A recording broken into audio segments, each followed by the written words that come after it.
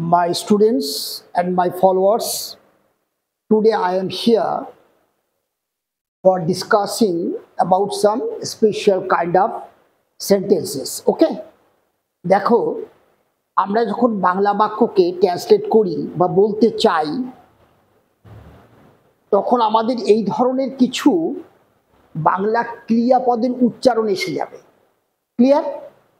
তো কি ধরনের বাংলা ক্রিয়াপদের উচ্চারণ হলে আমরা কি ধরনের সেন্টেন্স প্যাটার্নটা লিখব, আমার দেখবে আগের ক্লাসগুলো ফলো করলে তোমরা বুঝতে পারবে যে আমি বিভিন্ন ধরনের বাংলা ক্রিয়াপদের যে উচ্চারণ সেই অনুযায়ী আমি কিভাবে তোমাদের ইংরেজি বাক্যগুলো কেমন হবে তার স্ট্রাকচার দিয়ে এসছি।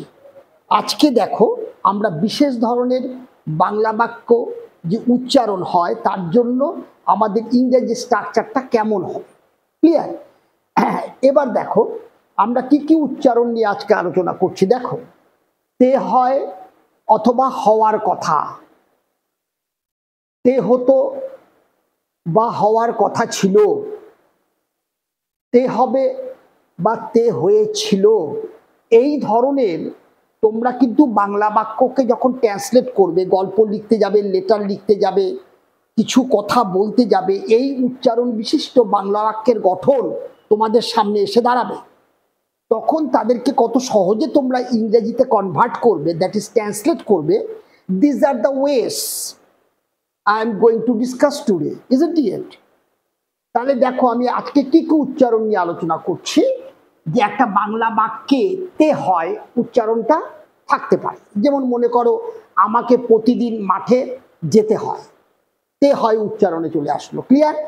আবার দেখো আমার আজ স্কুল যাওয়ার কথা, এই যে যাওয়ার লাস্ট হচ্ছে বসনর, তারপর কথা। ক্লিয়ার? এবার দেখো তার গঠনটা কি হবে, am is are plus infinitive. Clear? Am is are plus infinitive 2 plus V1। এই ফর্মে কিন্তু এই ধরনের বাক্যের ভার্বের গঠনটাকে তোমাকে মনে রাখতে হবে। ক্লিয়ার? এবার দেখো তে হতো, অর্থাৎ তে হয়কে যদি তুমি পাস্ট করে দাও তাহলে তুমি পাবা তে হতো, আমাকে প্রতিদিন মাঠে যেতে হতো। এইখানে দেখো বসনেরও কথা ছিল, অর্থাৎ আসার কথা ছিল, যাওয়ার কথা ছিল। এইটা এই যে আসার কথা বা আসার কথা ছিল, এইটারই পাস্ট ফর্ম। ক্লিয়ার? তখন তোমার ভার্বের গঠন কি হবে, ওয়াজ অথবা were plus infinitive 2 plus V1। Clear? এবার দেখো তে হবে বা তে হয়েছিল, তে হবে কিভাবে লিখবে, has have plus 2 plus V1। আর তে হবের জন্য আমরা কি লিখব, তে হয়েছিল জন্য আমরা কি লিখব, had plus 2 plus V1। Clear? তাহলে দেখো তে হবের জন্য লিখবো has oblique have plus 2 plus V1, that is infinitive. আর তে হয়েছিল অর্থাৎ পাস্টে যখন এই সেন্সটাকে নিয়ে যাবে তখন কিভাবে ভার্বের গঠন লিখবে, হ্যাড প্লাস 2 প্লাস V1, অর্থাৎ হ্যাড প্লাস ইনফিনিটিভ। তাহলে এই যে গঠনগুলো, এই গঠনগুলো যদি তোমাদের বাংলা বাক্যের ক্রিয়ার উচ্চারণ অনুযায়ী যদি গঠনগুলোকে মুখস্থ করে ফেলতে পারো তাহলে সহজেই এই ধরনের বাক্য যখনই তোমাদের কাছে আসবে, এই উচ্চারণ বিশিষ্ট ক্রিয়াপদের বাক্য, তখন খুব সহজেই তোমরা তাকে ট্রান্সলেট করে দিতে পারবে এবং সহজেই ইংরেজি বলতেও পারবে। ক্লিয়ার? তাহলে আমি এখানে কতগুলো উদাহরণ নিয়েছি। With the help of all this information দেখো আমি কিভাবে কত সহজে এদেরকে ট্রান্সলেট করছি। খেয়াল করো, তাহলে দেখবে তোমাদের কাছে ইজি হয়ে যাবে।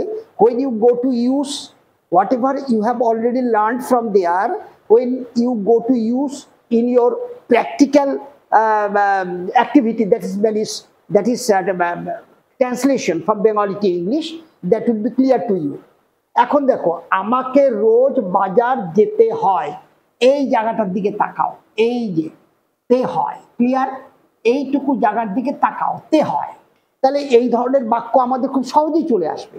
তখন আমরা যে তোমার টেন্সগুলোকে যেভাবে আমরা শিখেছি, টেন্সের যে গঠন, সেই নর্মাল গঠনে কিন্তু এই ধরনের বাক্যগুলো তোমরা লিখতে পারবে না। তখন তোমাদের এই স্পেশাল কাইন্ড অফ স্ট্রাকচারগুলো লিখতে হবে। অর্থাৎ টেন্সটা তো ঠিকই থাকবে, am, is, are, was, were, has, have, had, টেন্সটা ঠিকই থাকবে, কিন্তু এই টেন্সগুলোর সাথে ইনফিনিটিভকে তখন তোমাদের ব্যবহার করতে হবে, দ্যাট ইজ 2+V1 কে ব্যবহার করতে হবে। ক্লিয়ার ব্যাপারটা? তাহলে চলো আমরা কি পেলাম, আমাকে রোজ বাজার যেতে হয়, তাহলে এখানে সাবজেক্টকে আমাকে, তার মানে আই। ক্লিয়ার? এবার দেখো আয়ের সাথে অ্যামিজারে কি বসবে, অ্যাম। ক্লিয়ার? এবার কি বলছে 2+V1, তাহলে আই অ্যাম, তাহলে অ্যাম বসে গেল। এবার 2+V1, তাহলে এবার 2 বসায় দাও, 2। আর এখানে ভার্ব কোনটা, এই যে যাওয়া, যেতে হয়, যাওয়াটা তোমার ভার্ব, তাহলে কি হবে, গো। ক্লিয়ার? তাহলে আই অ্যাম টু গো কোথায়, মার্কেট। তাহলে I am to go market, খেয়াল করে যাও, I want to go market. Clear? রোজ, এখানে বসায় দাও এভরিডে, এভরিডে। ক্লিয়ার? তাহলে I am to go market everyday. দেখো এই যে প্যাটার্নটা, এই প্যাটার্নগুলোকে শিখে নিতে হবে, তাহলে খুব সহজেই এই বাক্যগুলো যখনই তোমাদের কাছে আসবে, ক্রিয়াপদের এই উচ্চারণগুলো, তখন এই ফর্মগুলো মুখস্থ করলে খুব সহজেই ট্রান্সলেশনটা তোমাদের করতে সুবিধা হবে। তার এখানে আসার কথা। ক্লিয়ার? তার মানে এই যে এইখান থেকে দেখো বর্ষণর আছে, আর কি আছে, কথা আছে। তাহলে আমি লিখে রেখেছি বর্ষণর কথা। ক্লিয়ার?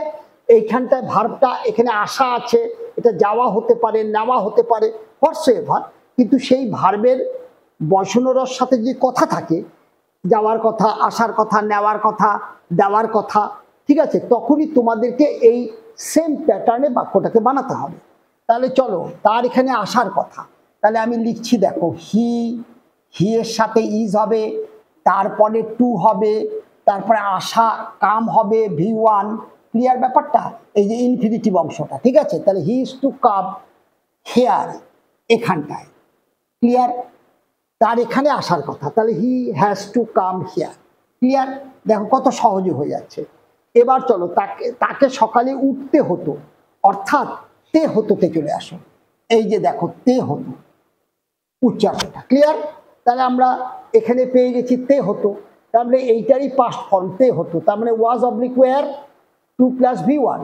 তাহলে দেখো তাকে সকালে উঠতে হতো, তাহলে হি, হি এর সাথে ওয়াজ। ক্লিয়ার? এইবার চলো এখানে আমরা ওয়্যার লিখবো না, কারণ হি তো থার্ড পারসন সিঙ্গুলার, তাই হি এর সাথে ওয়াজ হয়ে গেল। এবার বসাও টু। ক্লিয়ার? এবার চলো ওঠা ইংরেজি, ওকে।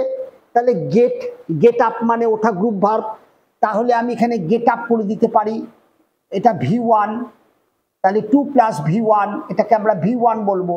তাহলে he was to get up, ঠিক আছে। তাহলে সকালবেলায়, তাহলে he was to get up in the morning, সকালবেলায় লিখে দিই ইন দ্য মর্নিং।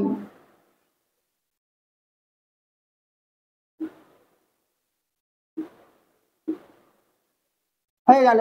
তাহলে he was to get up in the morning, তাকে সকালবেলায় কি হতো, উঠতে হতো। ক্লিয়ার? আবার দেখো তোমার কাজটি করার কথা ছিল, এই যে দেখো খেয়াল করো বর্ষণর আছে, কথা ছিল, একই ফর্মে যাবে। দেখো আমি অবলিক দিয়ে লিখেছি, হয় তে হতো অবস্থায় থাকতে পারে, অথবা বর্ষণরও কথা ছিল অর্থে থাকতে পারে, এইটারই পাস্ট ফর্ম এটা। তখন তোমাকে একই ফর্মে বাক্যটা লিখতে হবে। তাহলে চলো তোমার কাজটি করার কথা ছিল, তাহলে ইউ। ক্লিয়ার? ইউ এর সাথে কি হবে, were, past tense, you were. এবার ইনফিনিটিভ করতে হবে, টু। এবার করা ইংরেজি ডু, তাহলে এটা ইনফিনিটিভ হয়ে গেল। তাহলে you were to do the work, কাজটি, দ্য ওয়ার্ক। ক্লিয়ার? দেখো কত সহজে হয়ে গেল। তাহলে you were to do the work, তোমার কাজটি করার কথা ছিল। তাহলে একই প্যাটার্নে, এই একই প্যাটার্নে তে হতো, তাকে কাজটি করতে হতো, তখনও এই প্যাটার্ন, এই স্ট্রাকচার ইউজ করতে হবে।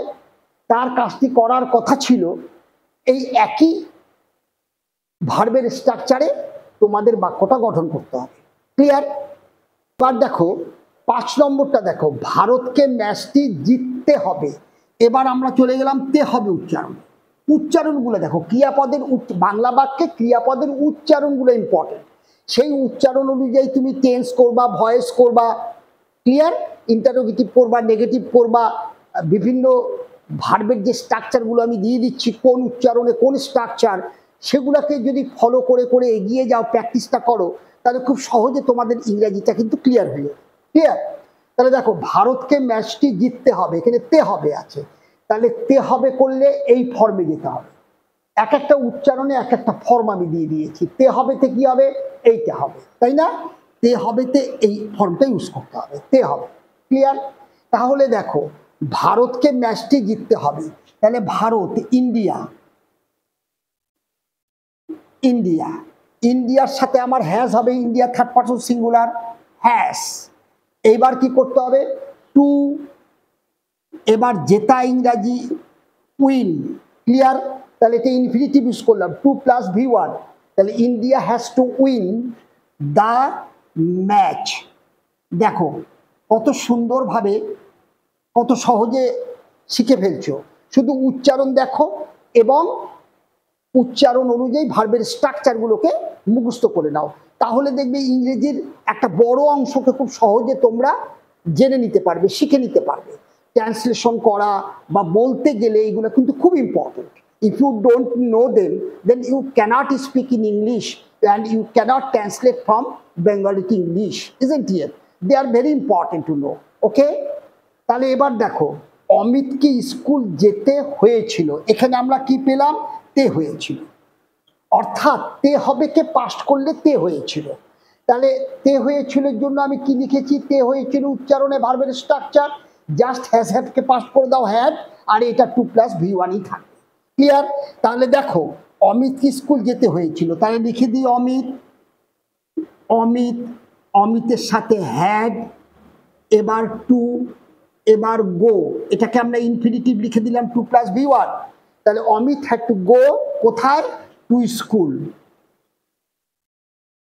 তাহলে অমিতকে স্কুলে যেতে হয়েছিল, তাহলে Amit had to go to school. এবার চলো, কাজটি শেষ করার কথা আজকের মধ্যে, এই জায়গাটা একটু খেয়াল করো। এই যে এদিকে বসনরা এসে গেছে আর এদিকে কথা এসে গেছে, তার মানে এই যে বসনর আর কথা, অর্থাৎ এই ফর্মে বাক্যটা লিখতে হবে। ক্লিয়ার? তাহলে দেখো, বসনর আর কথা আমরা পেয়ে গেলাম, তাহলে কোন ফর্মে লিখবো? Am is are 2 plus V1। Very good. এবার দেখো, এটা অ্যাক্টিভে আছে না প্যাসিভে আছে? দেখো, কাজটি শেষ করার কথা আজকের মধ্যে, কে কাজটা শেষ করবে? সাবজেক্ট কিন্তু এখানে মেনশন নেই, সাবজেক্ট নেই। ক্লিয়ার? তার মানে এটাকে আমার প্যাসিভ ফর্মে করতে হবে। তো আমরা তো জানি প্যাসিভ ফর্ম মানে ইনফিনিটিভ পার্টটাকে শুধু প্যাসিভ করে দিতে হবে। মাইন্ড ইট, যখন তোমার সেন্টেন্সে এই প্যাটার্নগুলো থাকবে, ইনফিনিটিভ স্ট্রাকচার থাকবে, তখন প্যাসিভ মানে ওই ইনফিনিটিভ পার্টটাকে প্যাসিভ করো, অর্থাৎ 2 প্লাস বি ভার্ব প্লাস ভার্বের পাস্ট পার্টিসিপল ফর্ম V3, এগুলো আমার আগেই করানো আছে, ইনফিনিটিভ পার্টকে কি করে প্যাসিভ করতে হয়। ক্লিয়ার? তাহলে দেখো, কাজটি শেষ করার কথা ছিল, তাহলে আমি কাজটি লিখে দিই, দ্য ওয়ার্ক, দ্য ওয়ার্ক। খেয়াল করো, কাজটি। এবার অ্যামিস আর এর কি বসবে? ইজ বসবে। ক্লিয়ার? এবার এইটুকু অংশকে প্যাসিভ করতে হবে, তাহলে দ্য ওয়ার্ক ইজ, এইটুকুই প্যাসিভ করলে আমরা কি পাই? Two B. আর আমি কি করব? শেষ করা, কাজটি শেষ করা। শেষ করা ইংরেজি কি? ফিনিশ, তাই না? তাহলে the work is to be, এখানে ভার্বের পাস্ট পার্টিসিপল ফর্ম লিখে দিব। ক্লিয়ার? তাহলে কি লিখলাম? The work is to be finished, কাজটাকে শেষ করার কথা। The work is to be finished আজকের মধ্যে, by today. Clear? By today. তাহলে the work is to be finished by today, তার মানে কাজটা আজকে শেষ হওয়ার কথা। ক্লিয়ার? তাহলে এইভাবে পাস্ট টেন্সে করলে আমি কি করব? এটাকে ওয়াশ করে দিব। ওই দিনের মধ্যে কাজটা শেষ করার কথা ছিল, তার মানে ইজের জায়গায় ওয়াশ করে দিলে আবার এই প্যাসিভ ফর্ম চলে আসবে। Very simple, isn't it? তাহলে দেখো, এইভাবে তুমি কি করবে তোমরা, যে আবার বাংলা বাক্যের ক্রিয়াপদের শেষ উচ্চারণগুলোকে খুব ইম্পর্টেন্ট তাদেরকে ফলো করো, সেই অনুযায়ী দেখবে আমার প্রতিটা ইংরেজি ভার্বের স্ট্রাকচার আমি দিয়ে যাচ্ছি। সেই স্ট্রাকচারগুলোকে ফলো করো যে কোন উচ্চারণে কোন স্ট্রাকচার অনুযায়ী আমি সেন্টেন্সটা গঠন করব। দ্যাটস ইট, আর কিছু এখানে নেই। ক্লিয়ার? তাহলে দেখো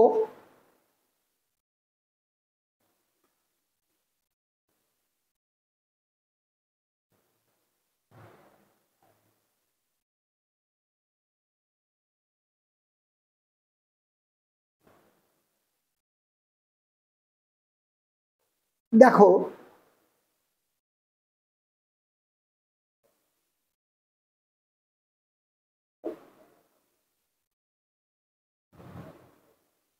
তোমাকে যেতে হয় না, খেয়াল করো।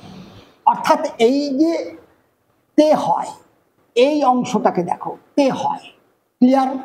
তোমাকে যেতে হয়, তারপরে আমি না করে দিলাম নাবাচক। তাহলে আগে তোমাকে যেতে হয় এইটুকুকে আগে আমরা শিখে ফেলেছি। তে হয় থাকলে আই মিজ আর 2 + V1, তাহলে তোমাকে যেতে হয়, তাহলে লিখে দিই ইউ আর টু গো, তোমাকে যেতে হয়। ক্লিয়ার? এবার বলছে নাবাচক কর। ক্লিয়ার? তাহলে না বসাবো কোথায়? হেল্পিং ভার্বের পরে। ক্লিয়ার? তাহলে আমি হেল্পিং ভার্বের পরে যদি বসাই তাহলে এটার নাবাচকটা কি হবে? ইউ আর, এটা আমার হেল্পিং ভার্ব, তারপরে নাকি নট বসানোর কথা, তাহলে you are not to go. দেখো এটা আমার ইনফিনিটিভ বসে গেল, আর আমি নটটা এখানে বসিয়ে দিলাম, তাহলে you are not to go. ঠিক আছে? তোমাকে যেতে হয় না। ক্লিয়ার? এবার দেখো আর একটা আমরা লিখলাম,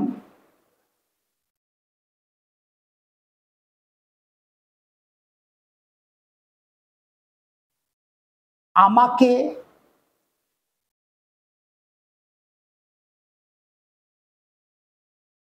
স্কুল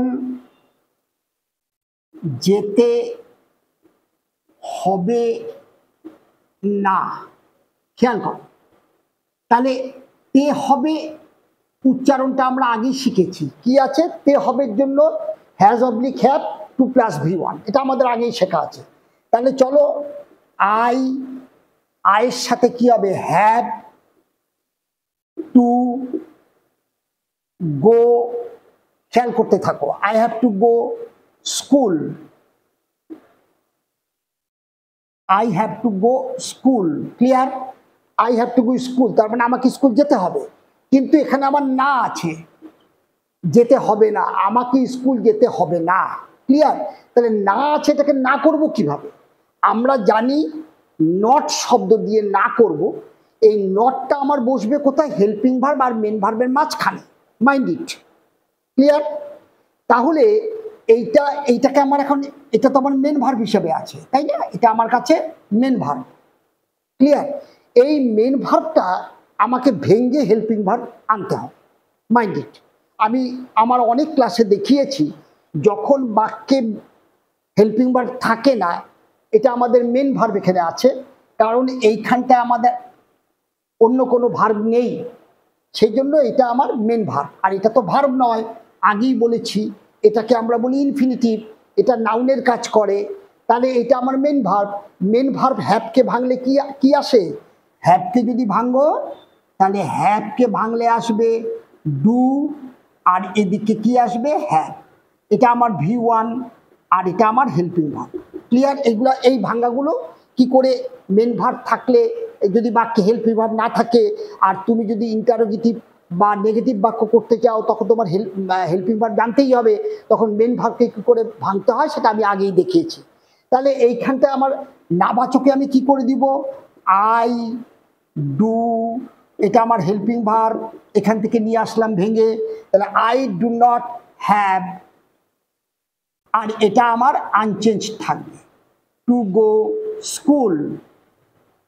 ঠিক আছে? তাহলে I do not have to go school. Clear? তাহলে দেখো কিভাবে আমরা নেগেটিভ বাক্যটাকে করলাম, আর এটা আমার ইনফিনিটিভের পার্ট আগের মতোই পড়ে রয়েছে। শুধু নেগেটিভ পার্টটা কোথায় হবে, যে এই যে হেল্পিং ভার্বের পরে নট বসানোর কথা, এটা আমার হেল্পিং ভার্ব, আমার নট বসানোর কথা you are not to go করে দিয়েছি।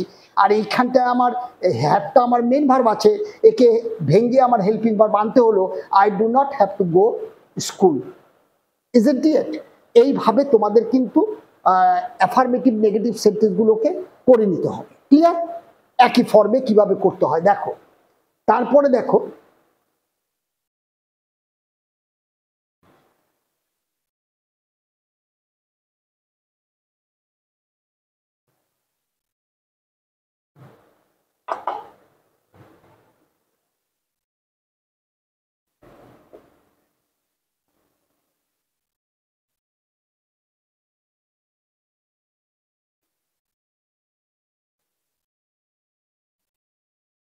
তাকে তাকে সাহায্য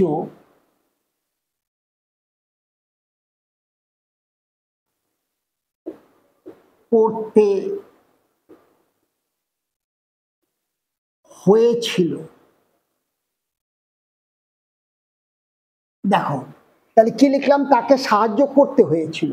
তাহলে এই যে অংশটাকে দেখো, তে হয়েছিল, তাহলে তে হয়েছিল কোথায় আছে, এই যে তে হয়েছিল। তাহলে তে হয়েছিল এর ফর্মটা কি, had plus to plus V one. Clear?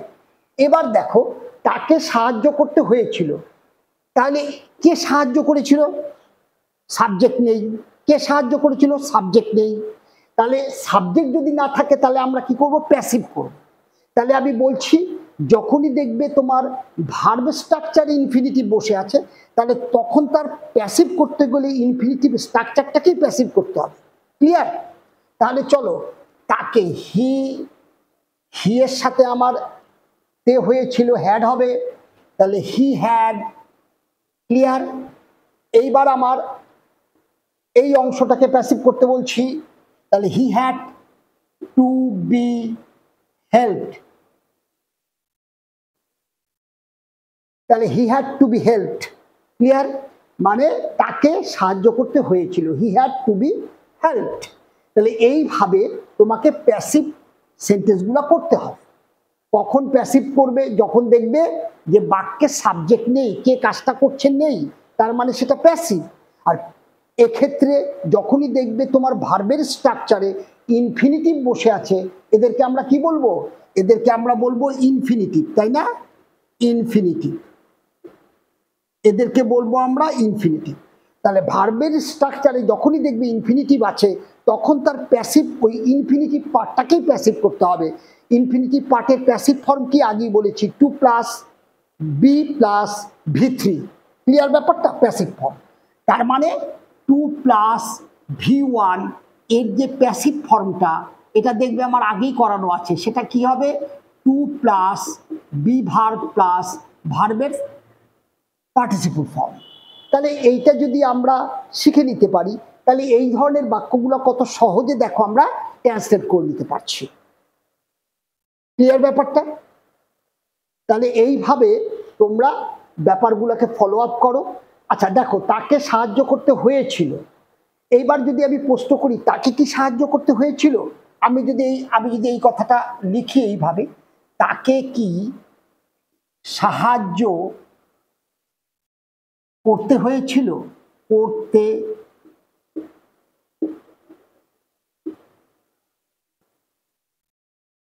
দেখো তাকে কি সাহায্য করতে হয়েছিল, তার মানে এটা ইন্টারোগেটিভ বাক্য, এটা একটা ইন্টারোগেটিভ বাক্য। এবং এই যে সেন্সটা, এইটাকেই আমার ইন্টারোগেটিভ করতে হবে না, তাকে সাহায্য করতে হয়েছিল, এখানে শুধু এই ইন্টারোগেটিভ টার্মটা এনে দিয়েছি, তাকে কি সাহায্য করতে হয়েছিল। তোমরা তো জানো ইন্টারোগেটিভ বাক্য করতে গেলে কি লাগবে, তোমাদের হেল্পিং ভার্ব যেটা, সেটাকে বাইরে নিয়ে আসো, একদম বাইরে নিয়ে চলে আসো। তাহলে দেখো হি হ্যাড টু বি হেল্পড। এখন এই যে হেল্পিং ভার্বকে আবার বাইরে আনতে হবে, ইন্টারোগেটিভ বাক্যের গঠনটা কি আছে আমাদের, আমরা কি জানি ইন্টারোগেটিভ বাক্যের গঠন, ইন্টারোগেটিভ বাক্যের গঠন জানি helping verb plus subject plus main verb dot dot interrogation. এই ফর্মটা আমাদেরকে মুখস্থ রাখতে হবে ইন্টারোগেটিভ বাক্য গঠনের, তার মানে একটা হেল্পিং ভার্ব লাগবে। এবার চলো, এই যে ভার্বটা এটা কিন্তু আমাদের হেল্পিং ভার্ব না, এটা আমাদের কি ভার্ব আছে, এটা আমাদের মেন ভার্ব আছে। কেন? এই জায়গাটায় অন্য কোনো ভার্ব নেই। যদি এখানে অন্য কোনো ভার্ব থাকতো, যেমন মনে করো হ্যাড ডান, ক্লিয়ার, তাহলে এইটাকে আমরা বলতাম কি মেন ভার্ব, আর এটাকে আমরা বলতাম হেল্পিং ভার্ব। অর্থাৎ হ্যাজ হ্যাভ হ্যাড এর পরে যদি ভার্বের থার্ড ফর্ম থাকে, হ্যাজ হ্যাভ হ্যাড এর পরে জেনারেলি ভার্বের থার্ড ফর্মই থাকে, তাই না? যদি থাকে তখন তারা কিন্তু হেল্পিং ভার্ব। কিন্তু এই বাক্যটার মধ্যে কিন্তু হ্যাডের পরে কোনো ভার্ব নেই, খেয়াল করো। আর এটা ভার্ব নয়, আমি বলেছি এটা ইনফিনিটিভ, এটা নাউনের কাজ করে, এটা ভার্ব নয়। সুতরাং এই যে জায়গাটা, এই জায়গাটা আমাদের লক্ষ্য রাখতে হবে। আমাদের ইন্টারোগেটিভ বাক্য বানাতে হবে, ইন্টারোগেটিভ বাক্যের ফর্ম এইটা, helping verb plus subject plus main verb. তাহলে একে আমার ভাঙতে হবে এখন, তাই না? তাহলে একে যদি আমরা ভাঙি তাহলে কি ভাঙবো?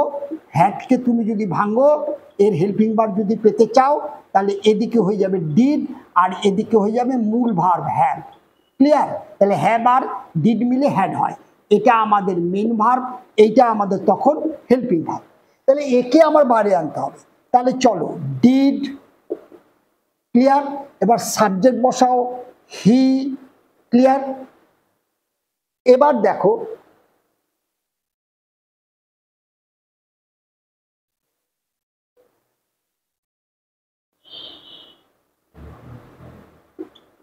মেন ভার্ব বসিয়ে দাও, ডিড হি হ্যাভ, এইবার এটা বসিয়ে দাও,